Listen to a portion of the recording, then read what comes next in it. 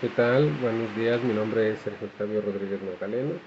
Soy estudiante de la carrera de Derecho, modalidad semiescolarizado en el Centro Universitario de Los Lagos, con sede en San Juan de los Lagos. Estamos en la materia Teoría General de los Derechos Humanos y voy a hablar del tema clasificación de los derechos humanos. ¿Por qué o para qué la clasificación de los derechos humanos? Bueno, pues nos ayuda a facilitar, a comprender de una manera más clara cuáles son el contenido y los alcances de los derechos humanos. En este sentido, los derechos humanos se han clasificado en base a diversas características. Uno, principalmente se clasifican en tres partes. Uno, en base a la titular del derecho, en base al contenido o objeto eh, de ese mismo derecho. Y tres, en base al surgimiento o a la historia como fueron surgiendo esos derechos. A partir de la persona del titular de los derechos, primero tenemos que definir quién es el titular del derecho. El titular del derecho es la persona o grupos de personas a quienes los derechos humanos garantizan o protegen. Eh, en base a este criterio, el titular del derecho podemos clasificarlo en dos, en derechos individuales y derechos colectivos. Los derechos individuales se refiere a la protección del individuo, de cada persona. Y en los derechos colectivos es la protección o la aplicación de los derechos en base a un grupo de personas que los unen por ciertas características. La clasificación en base al contenido, es decir, a partir de los bienes protegidos, eh, de los derechos que tutelan en relación al objeto en el que recaen. En base a esta clasificación, los derechos humanos los podemos clasificar en derechos civiles y políticos, en derechos económicos, sociales y culturales. Son dos principales. Y en base al punto de vista de la historia, o en base a su evolución o surgimiento de cada uno de ellos, lo vamos a dividir en generaciones. La primera generación vamos a hacer como los derechos básicos o indispensables. Es el derecho a la vida, el derecho a la libertad, el derecho a la seguridad, el derecho a la no esclavitud o trata de personas, al no ser sometido a tortura o tratos crueles o humillantes o degradantes, a tener una nacionalidad, por dar algunos ejemplos.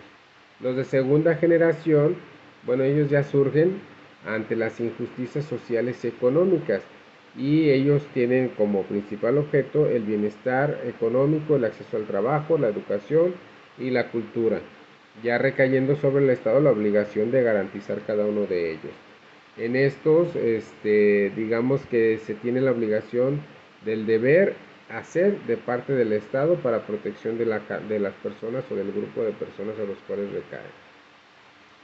Los derechos económicos, sociales y culturales aparecen en las tres primeras constituciones mexicanas y son principalmente dirigidos a consagrar el trabajo, estamos hablando del salario justo, la capacitación, la seguridad social, el derecho a reunirse y formar sindicatos, con respecto a la educación, a la cultura, al arte, al deporte y al desarrollo. Los de tercera generación, ya estos fueron más uh, cercanos a nuestros tiempos, estamos hablando ya más en los años 70, y estos van dirigidos para aumentar o para incentivar el progreso social, elevar la calidad y el nivel de vida de todos los pueblos. Algunos de estos derechos, son la paz, la solidaridad, la independencia económica, la política y la coexistencia pacífica, la cooperación nacional. Los de cuarta generación, bueno, pues ya esos ya se establecen a los derechos a ciertos grupos, como la comunidad lésbico, gay, bisexual, transexual, intersexual, a las de comunidades indígenas, pues ellos han sido sometidos a un buen tiempo de discriminación y no respeto a sus derechos humanos básicos.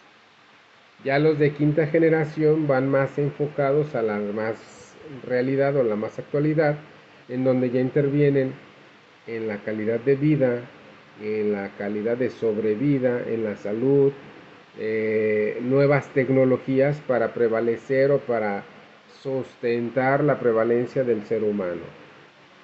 Estamos hablando a lo mejor genética, la manipulación genética, a lo mejor lo que es ahora muy sonado, lo que si requieren o no requieren la intubación, el derecho a tener un ambiente sano y el uso de armas biológicas principalmente.